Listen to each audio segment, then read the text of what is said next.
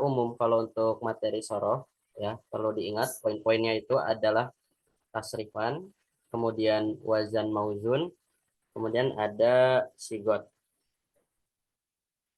Nah, 4 poin tadi ya, tasrif, sigot, wazan, dan mauzun adalah poin penting untuk teman-teman ketahui ketika belajar ilmu sorof. Kemarin kita sudah mempelajari bahwa wazan itu terbagi menjadi dua. Ada yang masih ingat ya? Secara umum, wazan itu terbagi dua. Ada apa aja? Ada yang masih ingat?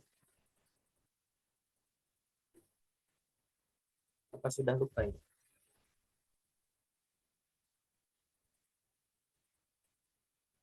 Wazan itu ada yang mazid sama ada yang mujarod ya. Ada sulasi mujarod, ada sulasi mazid. Nah, untuk sulasi mujarod, kemarin itu ada berapa bab semuanya?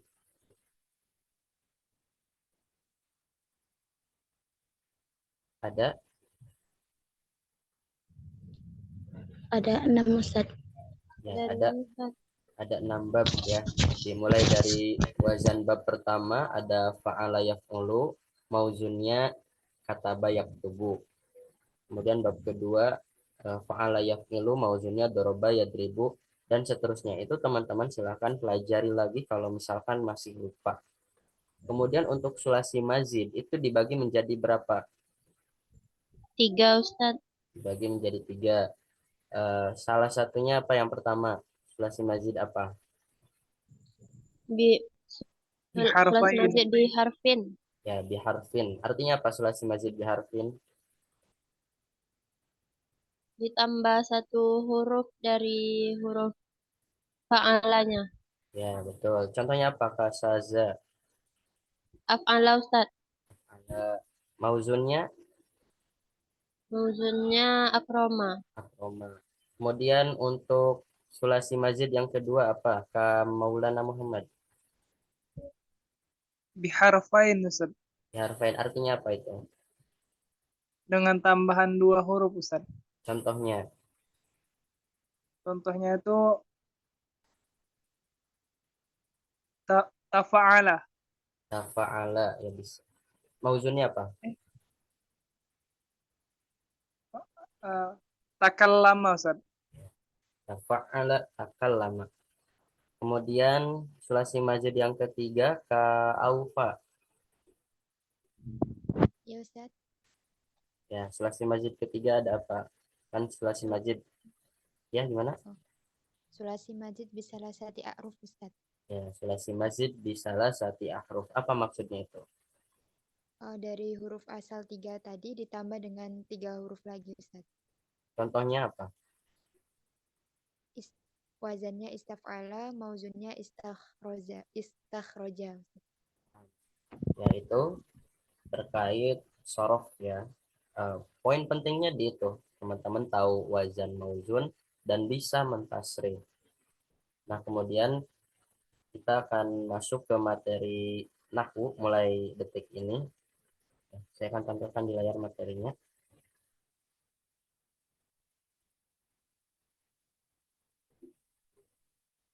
Bisa kelihatan ya? Apa sudah Bisa nampak? Ustaz. Oke. Nahwu juga sama ya seperti sorof. Mereka apa? Nahwu ini punya beberapa poin-poin yang memang sering muncul dalam pembahasan nahwu ini.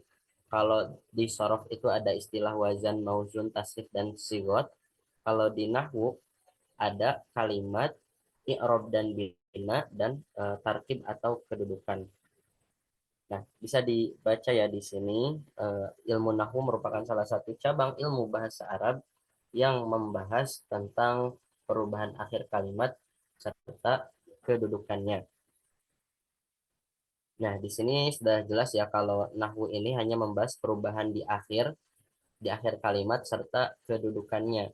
Contohnya seperti perubahan dari Zaidun ke Zaidan. Nah, itu perubahan yang terjadi di akhir kalimat. Maka itu masuk ranahnya nahwu. Gitu. Seperti yang pernah saya sampaikan juga, contohnya pada lafaz alhamdu. Ya, pada beberapa kalimat alhamdu itu bisa dibaca alhamda, bisa juga dibaca alhamdi. Nah, apa yang menyebabkan setiap kalimat itu akhirnya selalu berubah-ubah? Ya, setidaknya ada dua alasan ya. Yang pertama karena amil, kalau nggak karena amil karena kedudukannya. Contohnya yang berubah karena amil, misalkan seperti fi'il mudhari yang dimasuki amil nawasib. Nah, itu perubahannya disebabkan oleh amil. Dari yansuru ditambahi amil nawasib berupa lafad an, maka ujungnya berubah. Yansuru menjadi ayyan suro. Yaf'ulu menjadi ayyaf ula. Istaf'ala menjadi yastaf'ala yastaf'ilu ya. Yastaf'ilu ditambahi an berarti menjadi ayyastaf'ila. Itu yang disebabkan amil. Kalau yang disebabkan kedudukan berarti si posisi kalimatnya itu berada di mana, dialah yang menentukan akhirnya harus dibaca bagaimana. Misalkan lafad alhamdulillahirabbil alamin. Saya akan membahas lafad Allahnya ya. Bismillah. Alhamdulillahi. Nah, kenapa lafad Allah pada lafad alhamdulillahi dibacanya kasroh, sedangkan pada lafad qul huwallahu ahad di situ Allahnya dibaca domah. Nah, itu karena kedudukannya. Allah pada lafad alhamdulillahi di situ dia kedudukannya menjadi jar majrur. Yang mana jar majrur ini mengharuskan kalimat setelah huruf jar, yakni berupa lam, itu dia harus dibaca kasroh ujungnya. Adapun pada lafad qul huwallahu ahad, dia lafad Allah itu posisinya dia sebagai khobar, yang mana khobar itu adalah nama kedudukan yang wajib dibaca domah. Dalam istilah i'rob nanti ada nama khususnya ya. Untuk kasroh nama i'robnya itu khofad, untuk domah nama i'robnya rofa, dan lain-lain itu nanti kita bahas. Nah, perhatikan di sini beberapa unsur penting yang harus dipahami dalam mempelajari ilmu nahwu. Yang pertama ada kalimat, kemudian yang kedua ada i'rob dan bina. Apa itu i'rob dan bina? Secara pengertian itu berarti berubah dan tetapnya akhir kalimat. Ya, berubah dan tetapnya akhir kalimat. Allahu termasuk kalimat yang bisa berubah karena dia bisa dibaca Allaha, bisa dibaca Allahi, bisa dibaca Allahu. Kemudian yang akhirnya tetap atau tidak bisa berubah contohnya seperti isim domir berupa huwa misalkan. Huwa selamanya tetap dibaca huwa, bagaimanapun kedudukannya, bagaimanapun dia dimasuki amil apapun, tetap dia dibaca huwa. Tidak bisa dibaca hui. Seperti lafad nahnu. Nahnu selamanya ujungnya domah, nahnu tidak bisa jadi nahna atau nahni. Itu yang dimaksud kalimat bina ya, atau mabni yang akhirnya tetap.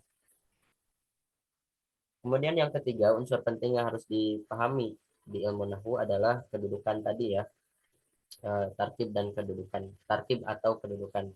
Jadi ketika ditanya tartib atau kedudukan itu sebenarnya sama ya. Kedudukan itu ya tadi ada mubtada, khobar, fi'il, fa'il, dan lain-lain. Itu istilah-istilah nama kedudukan. Nah, kita akan coba rincikan tiga istilah tadi ya, tiga unsur tadi. Yang pertama ada kalimat. Kalimat itu dibagi menjadi tiga macam. Semua kalimat di bahasa Arab itu terdiri dari tiga macam jenis kalimat. Isim, fi'il, dan huruf. Ya. Mungkin kalau di bahasa kita, bahasa Indonesia, kita mengenalnya ada kata kerja, kata benda, kata sifat, kata tanya, dan kata-kata yang lain. Kalau di bahasa Arab secara umum itu hanya ada tiga, yakni isim, fi'il, dan huruf. Nah, isim, ini nanti ada penjelasannya ya. Isim intinya adalah kalimat yang menunjukkan nama, ya, nama apapun itu dinamakannya isim. Kemudian kalau fi'il dia yang menunjukkan kata kerja, menunjukkan sebuah pekerjaan. Kalau huruf biasanya dia yang paling berbeda dari isim dan fi'il. Cara kita menentukan apakah ini kalimat huruf atau bukan itu ya dilihat dari tandanya. Kalau misalkan dia ada tanda isim, kalau dia tidak ada tanda isim, tidak ada tanda fi'il, maka pasti dia adalah huruf. Seperti itu. Selanjutnya, nah ini yang saya maksud i'rob dan bina, yang paling inti sebetulnya ya dari pelajaran nahwu itu ada di i'rob dan binanya. karena perubahannya itu terjadi di sini gitu. Kita mengetahui perubahannya itu di sini. Nah, di nahwu kita mempunyai istilah tersendiri ya untuk akhir kalimat itu. Misalkan sebuah kalimat berakhiran domah. Nah, maka kita tidak menyebutnya i'rab domah, tapi i'rab rofa. Kemudian apakah rofa itu selalu kalimat yang berakhiran domah? Tentu tidak, karena ada tanda-tandanya nanti. Bisa yang berakhiran wawu, bisa yang berakhiran alif, bisa yang berakhiran nun. Contoh, sebuah kalimat yang berakhiran domah kayak zaidun, alhamdu, allahu. Nah itu ketika dia ditanya i'rabnya apa, maka i'rabnya domah. Contoh kalimat yang berakhiran wawu, misalkan al-muslimuna. Al-muslimuna itu berakhiran wawu. Kenapa kok wawu bukan nun? Kita harus tahu al-muslimuna itu dari lafad apa. Al-muslimuna itu dari lafad muslimun kan. Muslimun akhir katanya adalah huruf mim. Otomatis yang menjadi akhir dari lafad al-muslimuna adalah huruf setelah mim itu. Bukan huruf setelah huruf paling akhirnya gitu ya. Jadi si huruf waw lah yang menjadi huruf akhir dari lafad al-muslimuna. Maka i'rabnya masuk yang mana? Masuk i'rab rofa. Nanti insya Allah kita juga bahas ciri-ciri atau tanda-tanda dari masing-masing i'rab ini. Kemudian ada i'rab nasab, itu biasanya berakhiran fathah ya secara umumnya atau tanda utamanya itu. Kemudian ada khofad, khofad itu tandanya biasanya dengan kasroh. Kemudian jazm, tanda utamanya adalah sukun. Kemudian kalau untuk kalimat yang mabni ya atau bina ya, karena dalam bahasa Arab, semua dalam bahasa Arab itu kalimat-kalimat di bahasa Arab itu kalau misalkan dia bisa berubah kalimatnya maka dia kalimat yang mu'rab. Kalau dia tidak bisa berubah maka dia kalimat yang mabni. Ya. Jadi kalau misalkan kalimat bahasa Arab kita tinjau dari segi berubah dan tidak berubahnya maka hanya ada dua, isim mu'rab sama isim mabni. Fi'il mu'rab dan fi'il mabni gitu.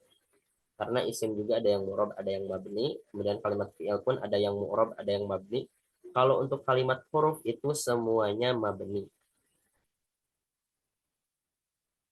Kalau untuk mabni itu ada istilahnya mabni domah, mabni fathah, mabni kasroh, mabni sukun.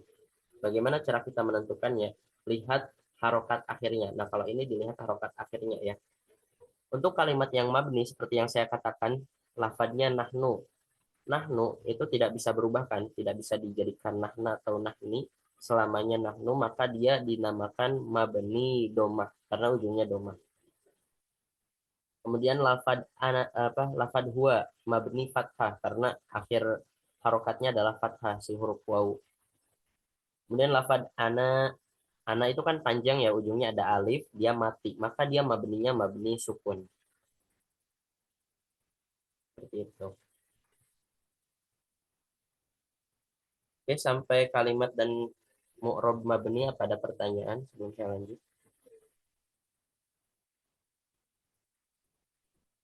Apakah jelas? Jelas Ustaz. Oke, jelas ya. Nah, selanjutnya ini ada kedudukan isim ya. Ini nanti ada penjelasannya di pertemuan yang menjelang akhir ini ya. Dan di sini kita hanya akan merumuskannya secara umum gitu ya. Untuk kedudukan isim itu dibagi menjadi tiga. Ada kedudukan isim marfu, kedudukan isim mansub, dan kedudukan isim majrur.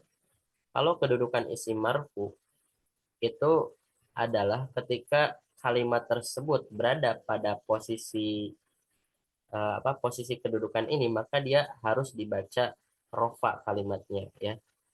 Rofanya itu kan bisa bermacam-macam, bisa dengan doma, bisa dengan diakhiri doma, bisa dengan diakhiri wawu, bisa diakhiri alif atau nun, sesuai tanda i'rabnya masing-masing gitu ya. Nanti untuk tanda i'rab ini kita akan pelajari sebetulnya. Contohnya ini saya kasih contoh beberapa saja ya, tidak mungkin saya jelaskan semuanya. Mubtada. Nah, mubtada itu adalah posisi di mana ketika kalimat berada pada awal jumlah. Ada lafad alhamdulillahirabbil alamin. Nah, lafad alhamdulillah itu berada di awal jumlah. Jumlah itu kalimat ya kalau di Indonesia nyebutnya. Aku makan roti. Nah, maka aku ini dia kedudukannya atau posisinya jadi mubtada jika di bahasa Arab ya. Nah, ana uridu eh, ila suq. Saya ingin pergi ke pasar. Maka anak di situ karena dia posisinya di awal jumlah, dia jadi mubtada. Seperti itu ya. Nah, kemudian untuk penandaan i'rabnya bagaimana? Kalau misalkan dia emang isim yang mu'rab yang bisa berubah-ubah, maka dia tanda rofanya dengan domah, bisa dengan domah ya. Kayak alhamdu. Alhamdu isim mu'rab bisa berubah-ubah maksudnya ya, maka dia diakhiri dengan domah. Kalau tadi ana uridu ila suq, ana itu adalah isim mabni. Jadi meskipun dia berada pada posisi mubtada yang kedudukannya wajib marfu, dia itu tidak menerima i'rab. Jadi dia dikatakannya mabni sukun saja. Seperti itu. Ya, tidak mungkin kita lafad ana karena posisinya jadi mubtada yang wajib marfu, kita bacanya anu kan nggak mungkin. Harus tetap ana. Seperti itu. Ya, nanti kita akan bahas lebih detailnya di pertemuan yang akan datang. Kedudukan isim mansub. Ini yang paling banyak ya, ada sekitar 13. Salah satunya misalkan maf'ul bih. Nah, kalau maf'ul bih ini posisi ketika kalimat itu menjadi sebuah objek. Misalkan kalau di bahasa kita ya, bahasa Indonesia, saya makan roti. Nah, maka roti inilah yang jadi objeknya, yang terkena apa namanya? Terkena kata kerja ya, yang jadi korban ya, yang dimakan. Kalau di bahasa Arab contohnya gimana? Kalau di bahasa Arab, contoh yang paling sering itu di kitab jurumnya, doroba zaidun amron. Dorobat itu kata kerja, zaidun menjadi fa'il atau pelaku ya. Nah, ya, dilihat fa'il itu adalah kedudukan isim marfu ya, yang urutan ketiga itu. Makanya zaidun dibaca domah ujungnya. Doroba zaidun amron, ya dibacanya amron, di nasob pakai fathah karena menjadi maf'ul bih ya, yang jadi korbannya yang dipukul. Dorobatlah memukul siapa? Zaidun, Zaid, Amron kepada Amar. Atau terjemah bebasnya Zaid memukul Amar. Nah, selanjutnya ada tarkib isim yang majrur. Nah, untuk tarkib isim yang majrur atau apa? Mahfud ya. Khofad, jar, mahfud itu sama ya pokoknya. Itu contohnya ini yang paling sedikit ya. Contohnya seperti mudhof ilaih. Ya, mudhof ilaih sama majrur ya. Kalau mudhof itu sebetulnya dia tidak wajib majrur ya, dia tergantung kedudukannya apa gitu. Kalau jar itu adalah huruf bukan kalimat isim. Nah, baru majrurnya itu adalah isim yang letaknya setelah huruf jar tadi. Seperti lafadz lillahi adalah jar majrur, lamnya huruf jar, Allahinya menjadi majrur. Kalau mudhof ilaih itu sebetulnya gabungan dua kata ya. Kitabul fikhi, kitabu zaidin, khotamu hadidin, eh, apa namanya, babul jannati, itu adalah dua kata yang digabung jadi satu, makanya disebut mudhof sama mudhof ilaih. Kalimat yang pertama itu mudhof, kemudian kalimat yang keduanya mudhof ilaih yang dikatakan wajib majrur itu. Nah, sebetulnya mudhof ilaih ketika dia digabung dia jadi istilah tersendiri namanya idofah. Yaitu idofah itu yang kalimat digabung jadi satu, di mana kalimat pertama mudhof, kalimat keduanya adalah mudhof ilaih. Misalkan saya mengatakan eh, babul jannati ya, misalkan babul jannati, pintu surga, maka di situ babunnya menjadi mubtada ya, kemudian al jannati-nya dia menjadi mudhof ilaih gitu. Atau babul jannati itu sebetulnya keduanya bisa menjadi mubtada ya, hanya saja karena dia dipisah maka si mudhof ini i'rabnya mengikuti kedudukannya sebagai apa. Kalau mudhof ilaih dia wajib majrur meskipun kedudukannya sebagai mubtada. Ya, bisa dipahami mungkin ya sampai sini. Oke, ada pertanyaan? Ada Ustadz. Ya, silahkan.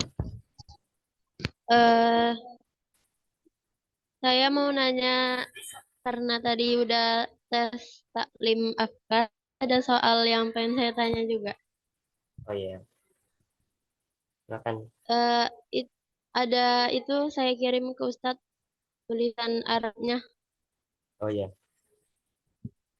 Itu furudunya sebagai mubtada atau apa dan aniyahnya itu sebagai badal atau gimana Ustaz?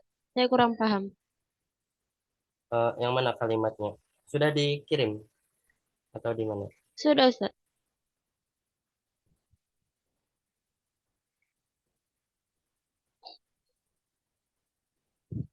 Oh, belum masuk ya ke saya. Hmm,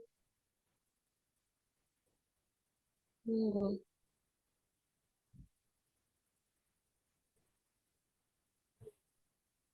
Coba minta dikirim ulang ya. Ya, Ustaz.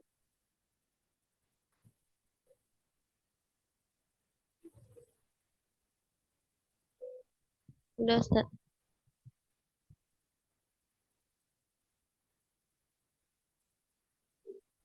Di grup atau di pesan Di pribadi? grup. Sekarang di grup. Di grup ya. Eh, di sini Ustaz, di obrolan rapatnya. Oh, saya ngecek di WA kirain. Bentar.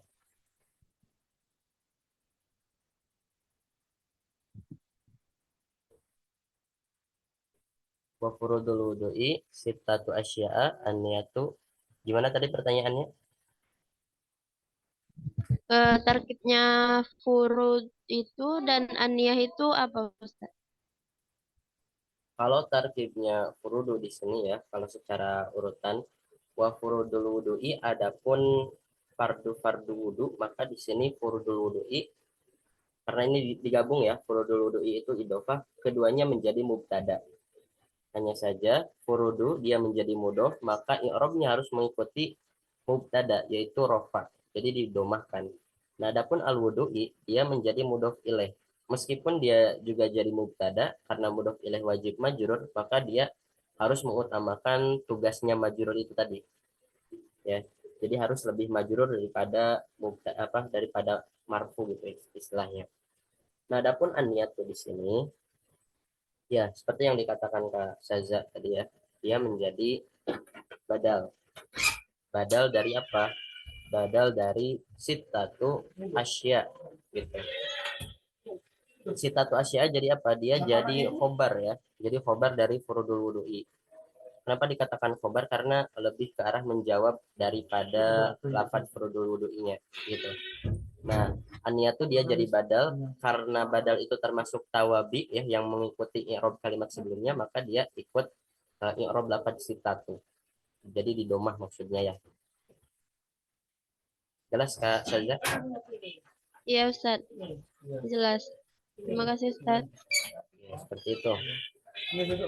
Yang lain sudah paham secara umum Izin gambarannya? nanya Ustaz. Ya, silakan. Itu yang sekalian mau nanya juga kedudukan dari sitatu asyanya itu kan tadi kan khobar Ustaz. Itu termasuk idofa juga ya Ustaz? Ya, Sitatu asya jadinya Ustaz. ya, sitatu asya dia jadi khobar juga ya. Di mana sitatu menjadi Berarti yang mudhof, asya itu mudhof ilaih. apa tuh kasro juga ya Ustaz? Gimana? Yang asyanya itu kasro berarti Ustaz ya? Nah, ini oke, saya jelaskan ya. Ini yang memang agak beda ini. Sitatu asya itu idofah. Kedudukannya jadi khobar. Sitatu sebagai mudhof, asya sebagai mudhof ilaih.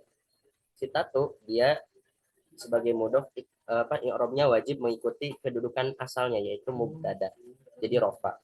Adapun asya dia menjadi mudhof ilaih dan dia wajib mengikuti kedudukan mudhof ilaihnya bukan kedudukan mubtadanya. Jadi dibaca majrur ya atau khofat. Tapi kok asya di sini gitu ya, pakai fathah gitu. Nah, perlu diketahui bahwa tanda jar itu selain daripada kasroh, dia bisa dengan huruf ya, bisa juga dengan fathah. Jadi fathah itu sebetulnya masuk ke dalam salah satu tanda huruf tanda i'rab jar gitu. Tapi hanya terjadi pada beberapa kalimat saja, kalimat yang khusus gitu.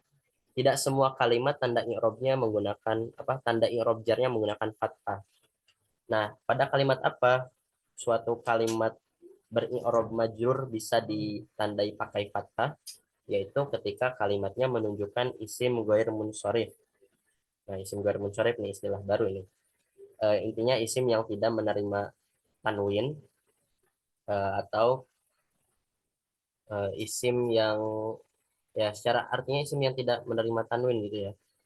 Kayak misalkan selain asya'a ada beberapa lafad lain, misalkan lafad mawadi ong gitu. Ketika dia dimasuki fi, maka dia dibacanya fi mawadi a, bukan fi mawadi eng. Lafad makatu juga. Ketika dia dimasuki fi, maka dibacanya fi makata, bukan fi makati. Seperti kasus di asya'a ini, dia termasuk golongan isim ghair munsharif. Dia tidak menerima anwin gitu ya. Jadi tidak dibaca asya'an atau asya'un, asya'in, tapi tanpa tanwin aja. Sitatu asya'a. Ya mungkin seperti itu ya. Nanti kalau misalkan kebingungan isim ghair munsharif ini seperti apa, sebetulnya ada ya wazan-wazan untuk kalimat isim ghair munsharif itu di kitab Jami'ud Durus yang tebel itu harus lebih dikaji lebih dalam lagi kalau mau sampai ke sana sebetulnya ya. Ya hanya untuk saat ini yang perlu diketahui bahwa asya'a di sini adalah kalimat isim ghair munsharif. Tanda i'rabnya bagaimana? I'rabnya tetap majrur gitu. Seperti lafad mudhof ilaih pada umumnya tetap majrur. Hanya saja tanda jarnya pakai fathah. Seperti itu. Ya, yeah. Maulana, udah jelas? Jelas Ustaz, insyaallah. Oke. Ada pertanyaan lain?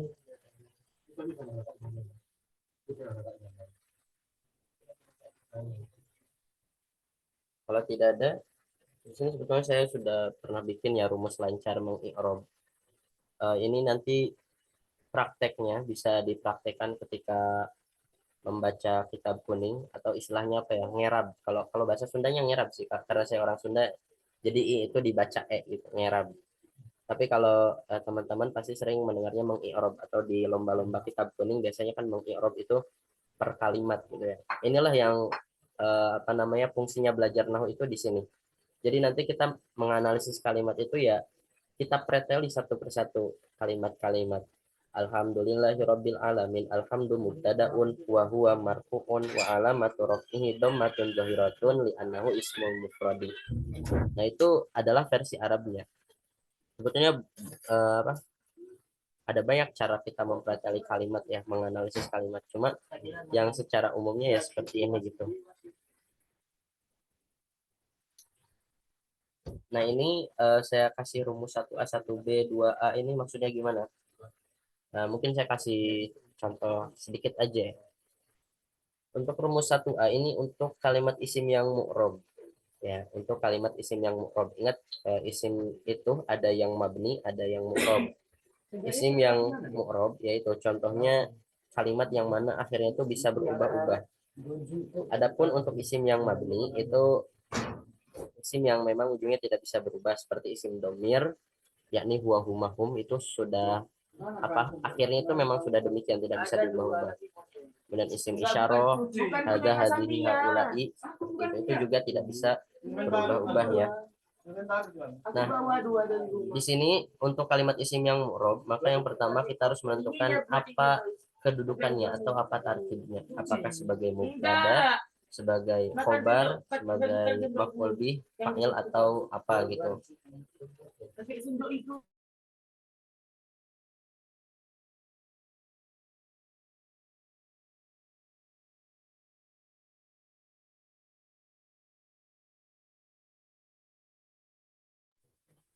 Ya, contohnya misalkan alhamdu, maka kita tentukan apa dulu kedudukannya. Kita sudah tahu kedudukan alhamdu itu karena berada pada posisi awal dia jadi mubtada. Maka kita bilangnya mubtada. Alhamdu mubtada. Kemudian yang kedua apa? Keterangan i'rabnya apa? Apakah dia marfu, mansub, mahfud atau majzum? Kita tahu kalau mubtada itu wajib marfu, maka alhamdu mubtadaun wa huwa marfu'un. Sampai 2 itu. Kemudian yang ketiga kita sebut tanda i'rabnya apa? Tanda i'rab itu ya nanti kita jelaskan ya.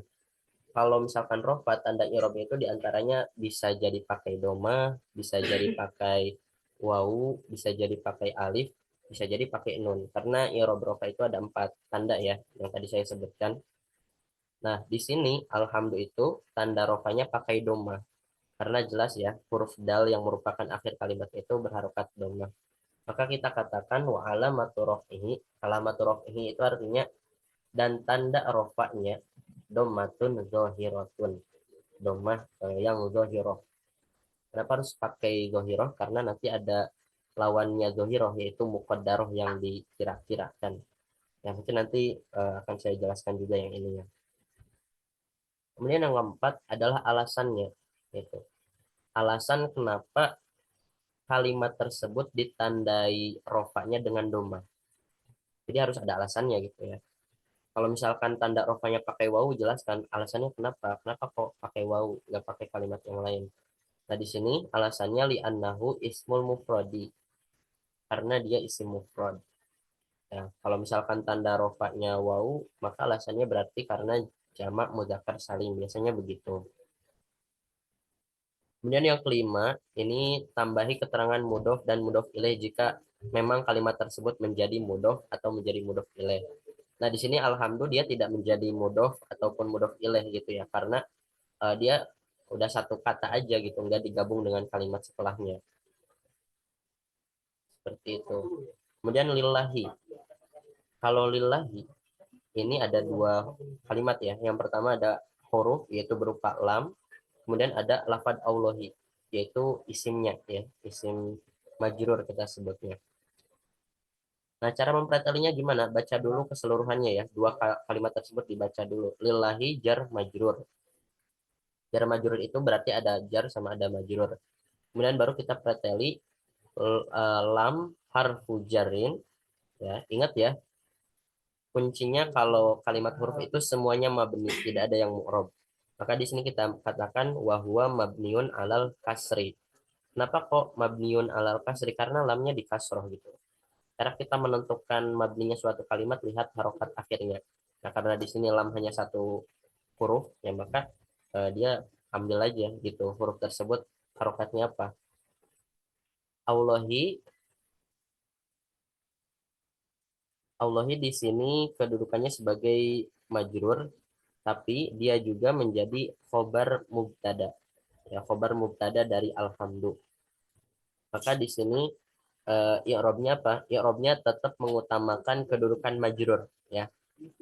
Jadi tidak mengutamakan kedudukan khobar gitu ya, tidak di rofa tapi di majrur karena didahului oleh huruf lam gitu. Jadi ibaratnya huruf jar sama kedudukan khobar itu lebih kuat huruf jar gitu. Jadi ikutnya ya ke huruf jar tadi, bukan ikut ke kedudukan khobar yang rofa. Maka di sini Allahi khobarul mubtada'i wa huwa majrurun bilam. Ya, majrur dengan huruf lam. Walamatu jarrihi ya, tanda jarnya apa? Kasrotun zahiratun. Li'annahu ismul mufrad. Isim mufrad itu ya berarti isimnya tunggal gitu, menunjukkan makna tunggal.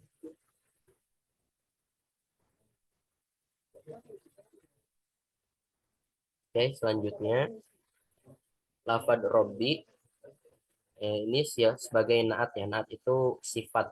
Ini masuk di kelompok tawabi sebetulnya ya. Tawabi lil majrur berarti di sini karena Robbi ini mensifati lafad Allah yang yang menguasai, yang mentuhani gitu. Robbi mengikuti lafad Allahi yang majrur karena menjadi sifat dan sifat adalah tergolong tawabi. Wahwa majrurun ya, i'rabnya wahwa majrurun wa alamatu jarhi kasratun zahiratun li'annahu ismul mufradi. Nah, karena di sini Robbil alamina itu gabung ya, Robbi sama al alamina itu digabung gitu. 2 kalimat yang jadi satu, istilahnya idofah. Robbi di sini maka menjadi mudhof, tambahi wahwa mudhofun di akhirnya. Wahwa mudhofun. Kemudian al alamina dia menjadi mudhof ilaih. karena terletak setelah mudhof tadi ya. Al-alamina mudhofun ilaih wa huwa majrurun bil mudhof. Jadi jarnya mudhof ilaih itu dengan mudhof tadi. Wa alamatu jarhi yaun. Nah, di sini pakai iya ya, alamina. Bukan pakai nun atau bukan pakai kasroh. Nah, kita perlu tahu gitu ya, akhirnya itu kenapa pakai iya? Karena lafaz dari al-alamina itu berasal dari kata alam, alam ya. Maka huruf akhirnya itu kan huruf mim. Maka ketika dia menjadi lafaz alamina, maka yang menjadi huruf akhir adalah huruf setelah huruf akhir dari asal tersebut. Istilahnya huruf akhirnya itu adalah huruf setelah mimnya gitu ya, yaitu huruf ya. Yaun niabatan anil kasroti, artinya apa? Ya niabatan anil kasroh, pengganti daripada kasroh, karena tanda utama i'rab jar itu kan dengan kasroh ya, karena ini adalah pengganti maka ditulisnya yaun niabatan anil kasroh, huruf ya pengganti dari kasroh li annahu jam'ul mudzakkaris salimi, karena jama mudzakkar salim. Oke, sampai sini ada yang ditanyakan? Saya Ustadz, Silakan Kak saja. yang di rumus 1A nomor 3 itu ada niyabah, itu artinya apa ya Ustadz? Niyabah itu pengganti ya. Jadi ketika misalkan i'rab suatu kalimat itu tidak menggunakan tanda utama, ya perlu diingat tanda utama i'rab rofa ada dhammah. Tanda utama i'rab nasab ada fathah. Tanda utama i'rab khafad ada kasroh. Tanda utama i'rab jazm ada sukun. Nah, itu adalah tanda utama atau istilahnya tanda asli gitu ya. Tanda asli dari i'rab tersebut. Adapun tanda yang lainnya itu hanyalah penggantinya atau kita sebutnya niyabah gitu. Maka ketika sebuah kalimat tidak ditandai dengan tanda asalnya, maka kita sebut itu niyabah, pengganti.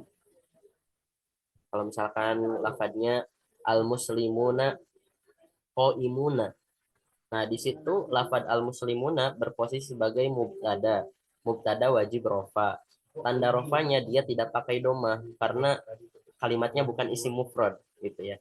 Al-muslimuna itu jama mudzakkar salim yang biasanya berakhiran wau dan nun. Dia tanda rofanya pakai wau sebagai pengganti dari doma. Ya, kurang lebih seperti itu Kak Saza. Bisa jelas? Iya Bisa paham? Ustadz, terima kasih Ustadz. Oke.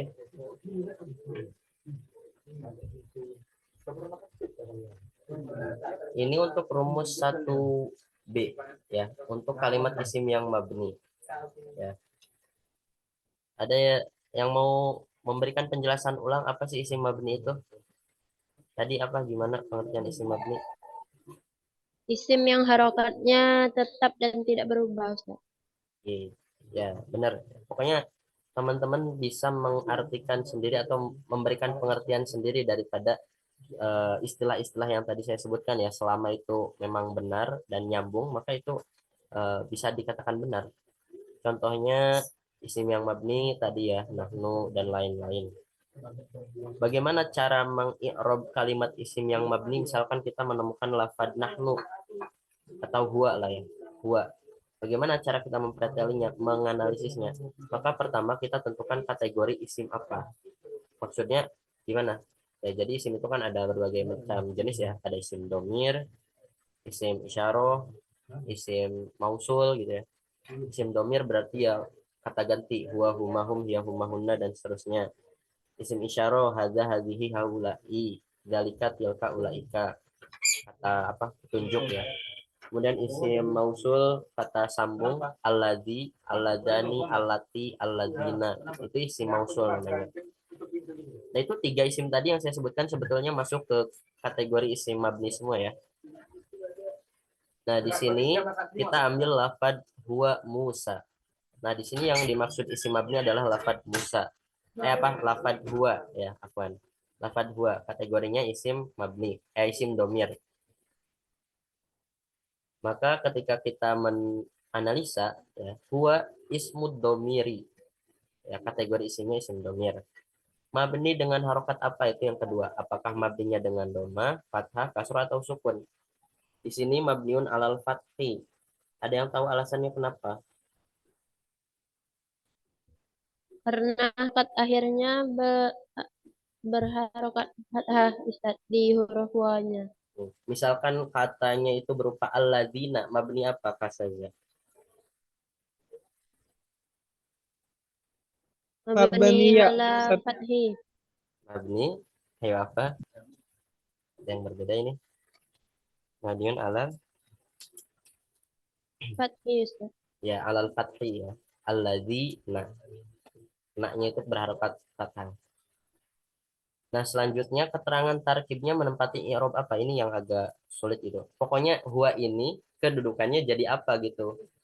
Huwa karena berada pada awal kalimat, maka posisinya menjadi apa tadi yang di awal itu? Yang biasa di awal. Mubtada Ustaz. Ya, mubtada. Dan mubtada i'rabnya wajib rofa, nasab atau khofad? Rofa. Rofa. Ya. Rofa Ustaz. Berarti kita katakannya apa? Setiap isim mabni dia memang tidak memiliki i'rab ya. Dia tidak mungkin ditanya i'rabnya apa, tapi dia memiliki mahal namanya. Mahal itu ya itu tadi menempati i'rab apa. Maka kita katakan di sini karena tadi menempati posisi mubtada wa huwa fi mahalir raf'i, ya karena mubtada itu wajib rofa ya wa huwa fi mahalir raf'i. Kemudian alasannya karena kedudukannya apa? Li annahu mubtada tadi ya. Adapun kalau misalkan huwa menempati posisi maf'ul bih, maka kita katakan wa huwa fi mahalin nasbi li'annahu maf'ulun bih. Gitu. Ya, ada pertanyaan untuk rumus 1B, isim yang mabni?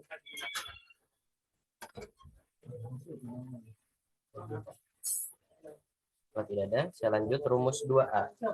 Ya, tadi rumus 1 itu untuk isim. Ya, 1A isim mu'rob, 1B isim mabni. Kemudian rumus 2 ini untuk fi'il. Saya bagi menjadi dua juga, 2A, 2B. Karena fi'il ada yang mu'rob, ada yang mabni juga. Untuk rumus 2A itu fi'il yang mu'rob.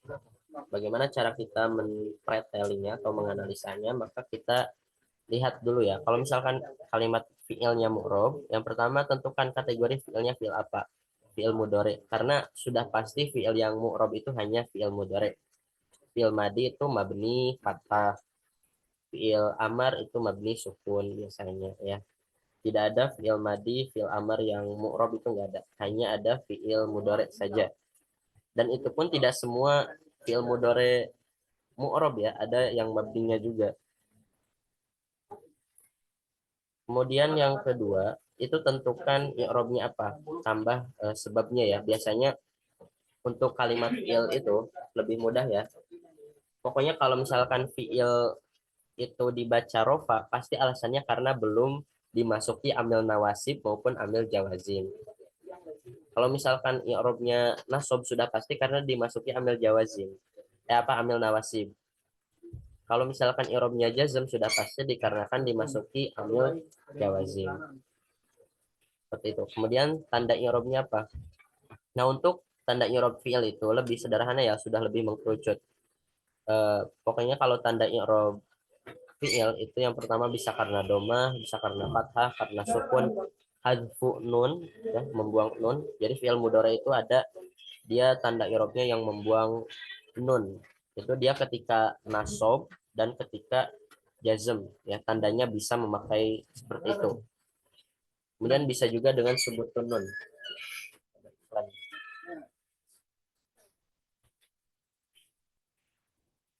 Dengan subutun nun. Yaitu tetapnya nun. Kemudian yang terakhir ada karena membuang huruf ilat. Ini hanya terjadi pada beberapa kasus saja. Yang terakhir keterangan af'alul khamsah ketika tanda i'rabnya hadfun nun dan subutun nun. Jadi di fi'il mudhari itu ada beberapa yang termasuk kategori af'alul khamsah atau fi'il 5 ya. Jadi teman-teman harus tahu, ini kembali ke sorof jadinya ya. Harus tahu tasrif lugawi dari fi'il mudhari.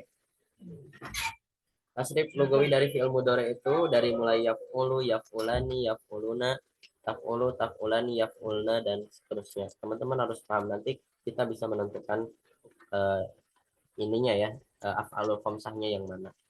Contoh yaghfirullah, yaghfiru fi'il mudhari, kategori fi'ilnya fi'il mudhari ya. Kemudian i'rabnya apa? Marfu'un. Yang saya katakan tadi, kalau misalkan i'rabnya rofa pasti sebabnya karena belum dimasuki amil nawasib maupun belum dimasuki amil jawazim. Arabnya bagaimana? Marfu'un litajarrudihi, yang litajarrudihi dari kata mujarrad yang artinya kosong atau sepi, litajarrudihi anin nawasibi awil jawazimi, an ahadin nawasibi awil jawazimi. Artinya marfu'un karena dirofakan karena sepi dari salah satu amil nawasib maupun amil jawazim. Yang ketiga tanda i'rabnya apa? Wa alamatu raf'ihi dhammatun dhahiratun. Yaghfiru ya, berakhiran dhammah jelas. Keterangan af'alul khamsah tidak perlu karena yaghfiru bukan af'alul khamsah. Kemudian untuk rumus 2B ini lebih sederhana. Ja'a al-qaumu. Ja'a itu kategori fi'ilnya fi'il apa? Sudah pasti fi'il madi ya. Ja'a. Kalau misalkan fi'il amar ya berarti fi'lu amrin. Ja'a fi'lun madi. Kemudian yang kedua keterangan mabninya dengan harokat apa? Hanya sebatas itu. Ja'a fi'lun madi mabniun alal fathi. Karena ya hamzahnya fathah gitu ya. Kalau misalkan lafadznya jitu. Sebentar, saya pertanyakan di awal ya. Ja'a yang menjadi huruf akhir huruf apa? Fi'il madi ja'a, huruf terakhirnya huruf apa?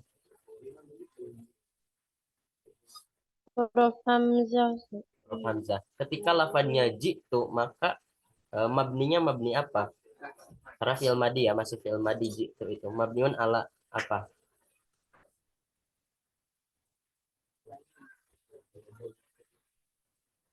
Ayo, Sukun, Ustaz.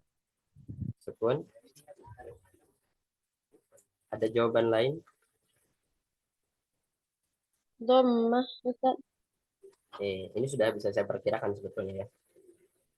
Kasaza, kenapa jawabnya mabniun ala domi ketika lafadznya jitu?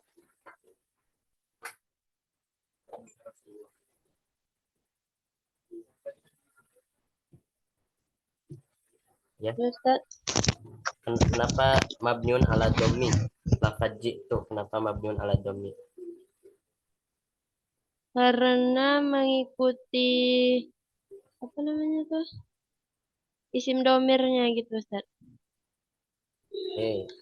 Ke Maulana. Kenapa jawabnya mabniun ala sukuni?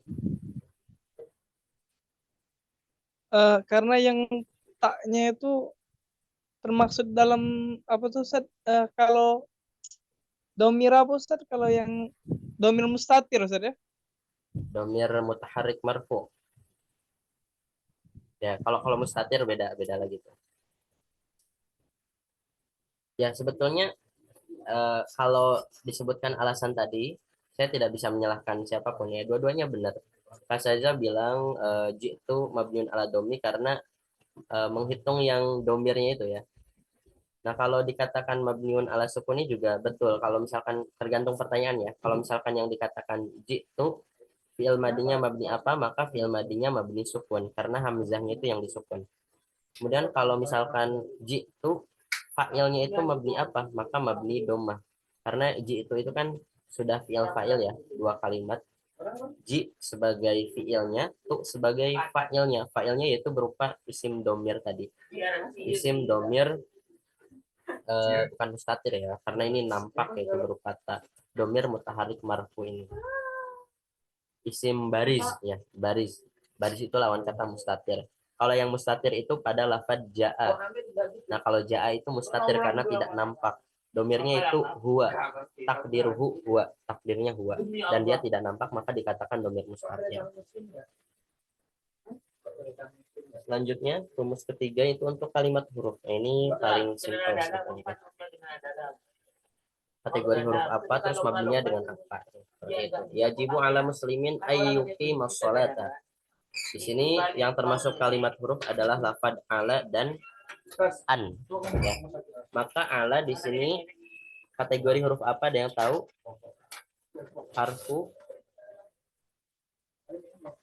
Harfu jar Ustaz. Harfun jar, Ustaz. Harfu jarin mabniun ala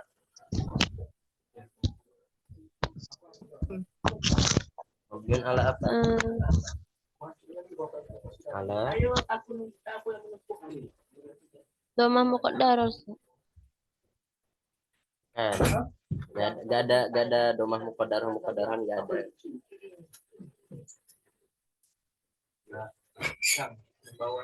Mabniun ala sukuni ya. Di sini yang berbentuk alif bengkok itu sebetulnya kan alif gitu ya, hanya saja dibengkokkan seperti huruf iya atau istilahnya iya ilhaq gitu ya.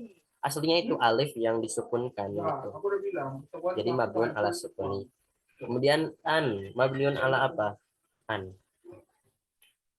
Ala sukun juga Ustaz. Kategori hurufnya huruf apa? Huruf jar Ustaz. Bukan. Ayyukima. An. Huruf yang menasobkan fi'il mudhari apa namanya?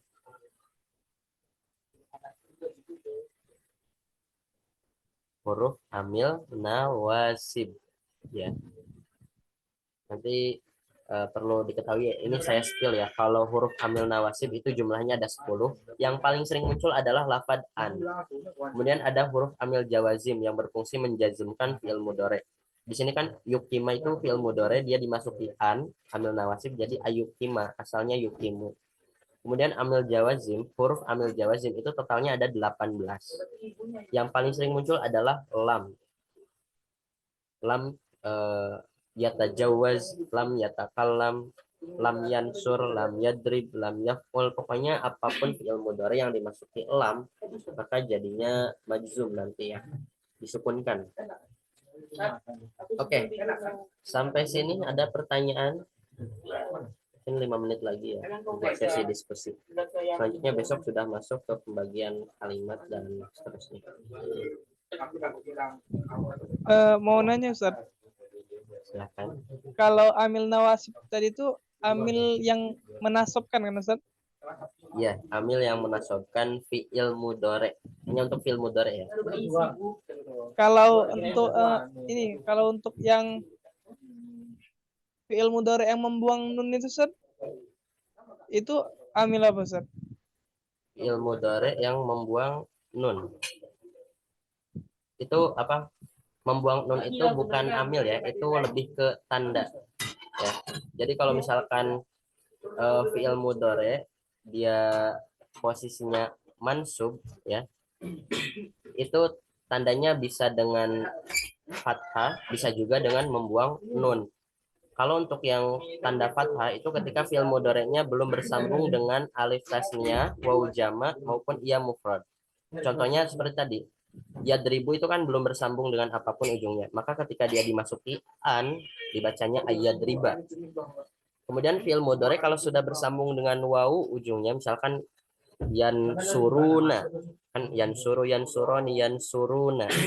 Kemudian ada yansuroni, ada tansurina. Nah, itu contoh fi'il mudhari yang sudah yang ujungnya sudah berakhir waw, alif dan ya. Maka ketika dia dimasuki an menjadi mansub, tandanya yaitu membuang nun tadi, hazfun nun. Jadi nunnya dihilangkan. Berarti bacanya gimana? Yang tadinya yansuroni dimasuki an jadi ayan suro. Yang awalnya tansurina menjadi antan suri. Pokoknya dihilangkan nunnya untuk fi'il mudhari yang memang ujungnya sudah bersambung ketiga itu tadi, alif, waw dan iya. Seperti Oh, itu. ini berarti amil yang menjazmkan Ustaz ya? Satunya itu Ustaz. Ya, satunya ambil jawazim yang jazm. Nah, itu disebut apa Ustaz? Amil Ustaz. Kalau yang menasabkan tadi kan amil nawasi. Kalau yang menjazmkan Ustaz? Amil jawazim. Ya, jawazim sama nawasib. Nah, di sini bisa yang saya tanding. An ahadin nawasibi amil nawasib atau awil jawazimi amil jawazim. Nawasib sama jawazim. Seperti itu. Ada pertanyaan lagi mungkin?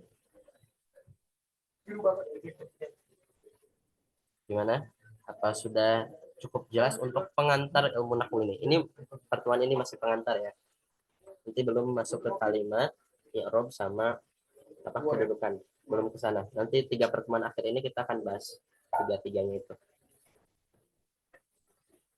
Apa sudah? Tidak ada lagi pertanyaan?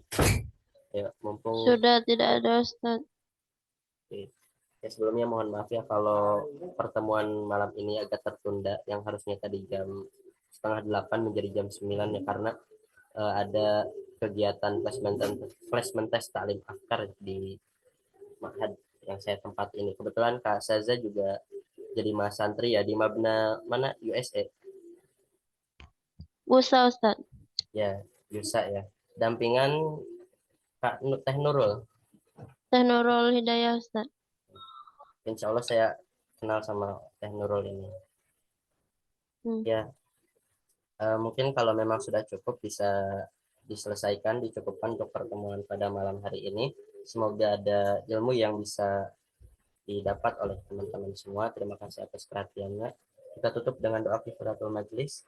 Subhanakallahumma wa bihamdika asyhadu an la ilaha illa anta astaghfiruka wa atubu ilaik. Terima kasih atas perhatiannya. Ihdinas siratal mustaqim. Wassalamualaikum warahmatullahi wabarakatuh.